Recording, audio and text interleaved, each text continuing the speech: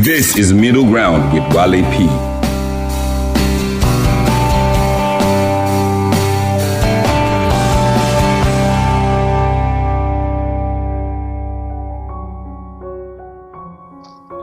What's up, guys? This is episode 2 of the Middleground, and hey, I'm super excited to be on the podcast today.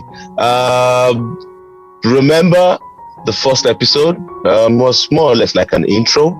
Don't forget, we still have everything all planned out. Our hookup session will still come up, still in the works, putting the techniques together. But let's talk about the episode 2. And on this episode, I have a co-host.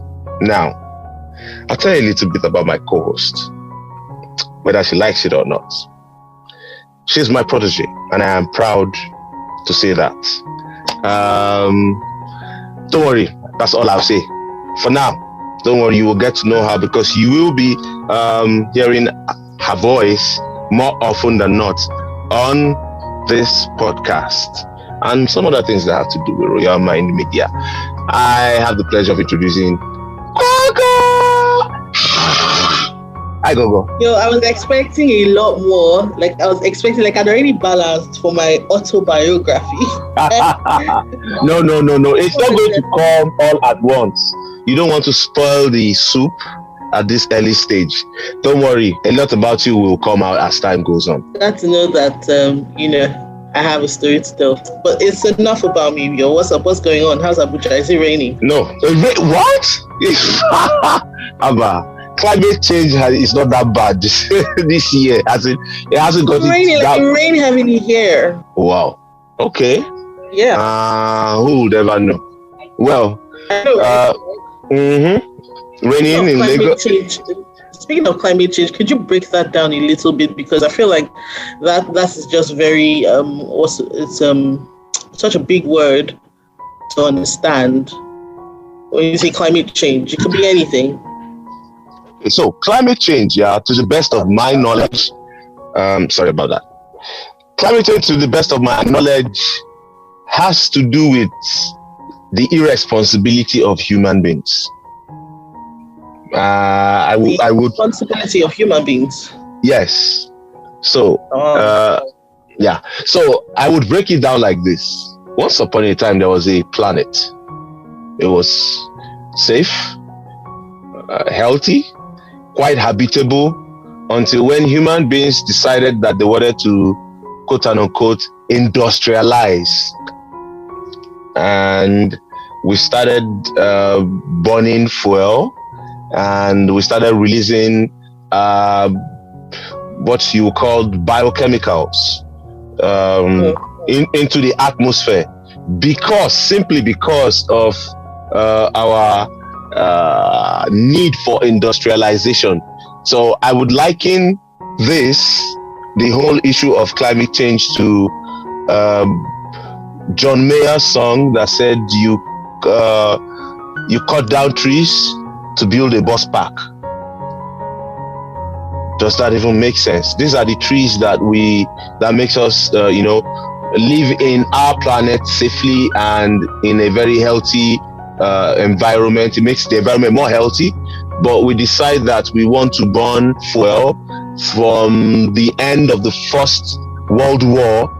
In the name of industrialization, we started releasing gas into the atmosphere and some other factors on the planet, and that's why we are having change in weather condition, extreme weather conditions, and so on and so forth. So when you say it's raining, it should be raining in Abuja in January.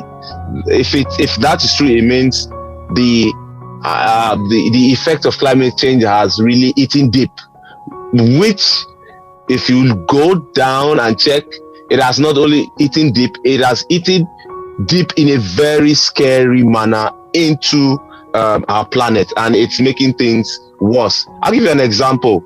I was working on a documentary recently, and we did find out that climate change is responsible for the migration, the migration from the north to the south of the herders across Africa, not only Nigeria, because you can find it. You find people migrating all the way from Guinea find people migrating all the way from Mali, from Niger Republic, because they still practice this type of farming.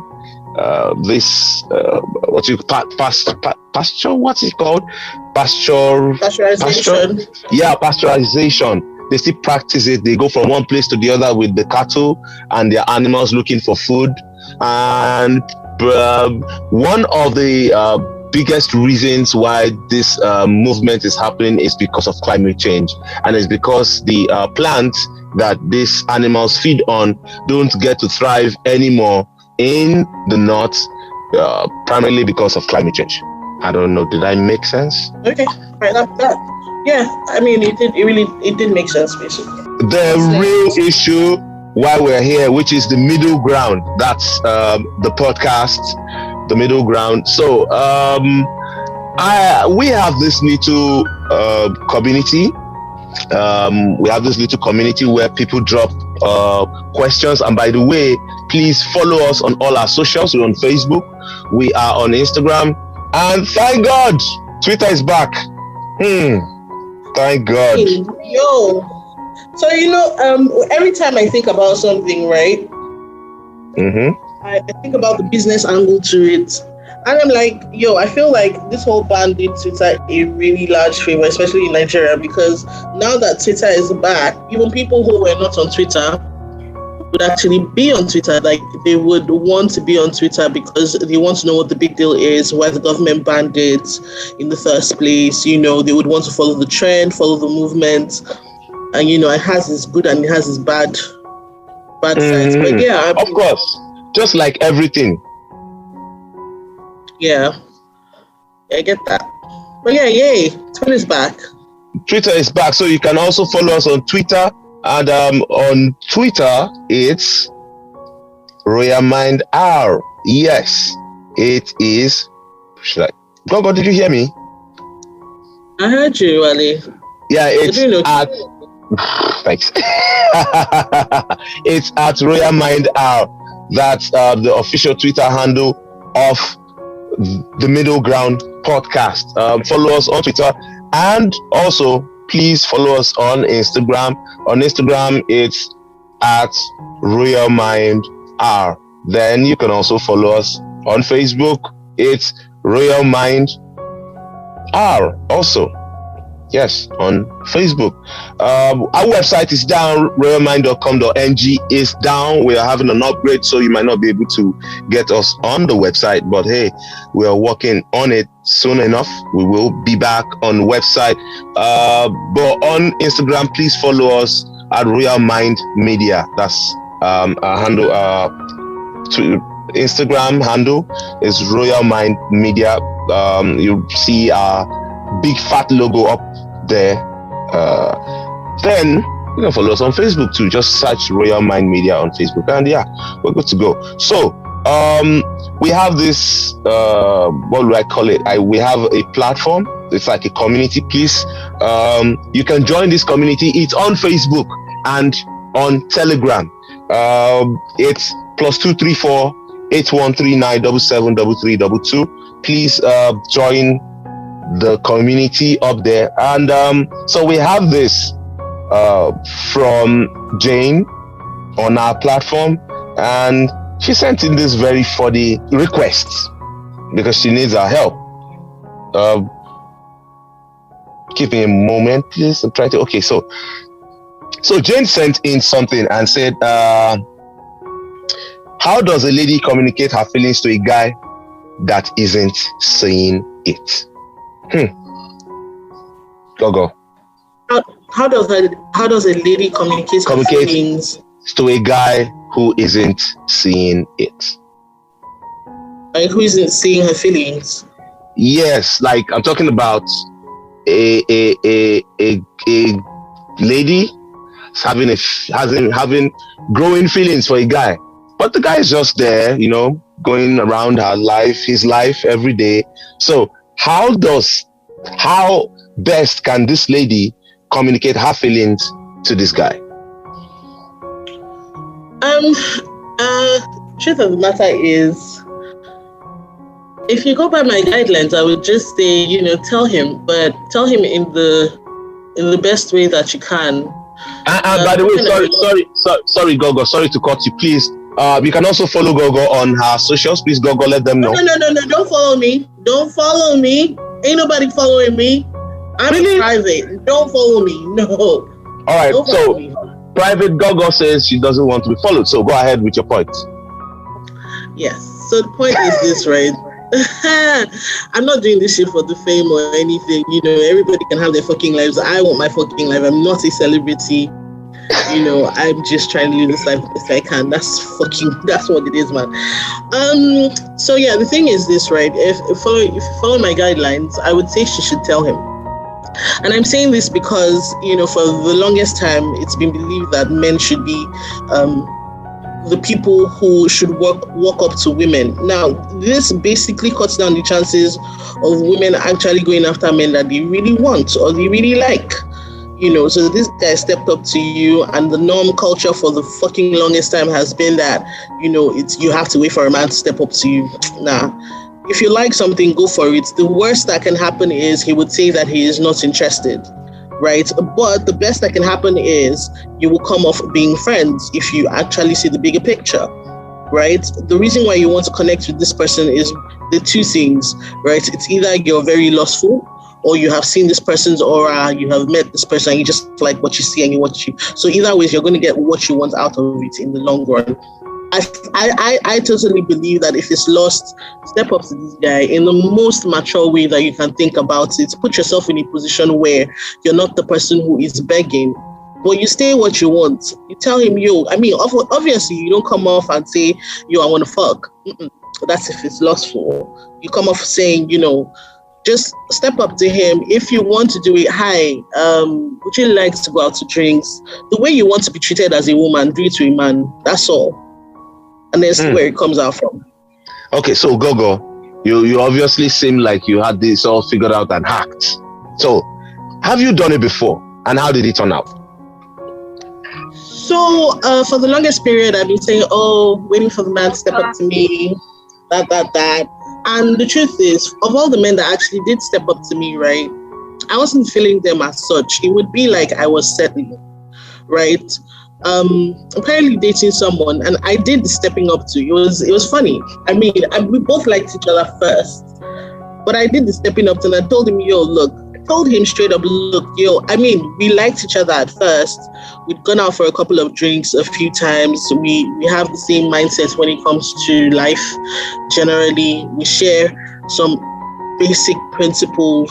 First things first, because I'm a 32-year-old woman. I'm not going to be looking at if he's good to look at or certain. I mean, that's a nice to have, but you're not looking for someone who's going to be bothered to you anyways. I liked his aura. He's a good conversationalist, and we struck conversations. There was not a boring moment when we were around, and I began to see that this is the kind of person I would want in my life, either as a boyfriend or as a friend. Because as you grow older, you actually lose the amount of people that you can actually count on or be friends with, right? Yeah, that's true. And so on one of the days when we're hanging out, we hung out from 2 p.m. or 3 p.m. thereabouts, and we were just gisting and talking, and we were talking and gisting till 2 a.m., right? Nothing, no sexual, nothing. It was, it was just two adults having great conversation. And I told him, nigga, I like you, right? And he smiles. And then he tells me, I like you too, but you need to give me time. Okay, so I've heard this before where ladies say when a guy comes up and say, give me time, it's a very subtle way of saying, go fuck yourself for now.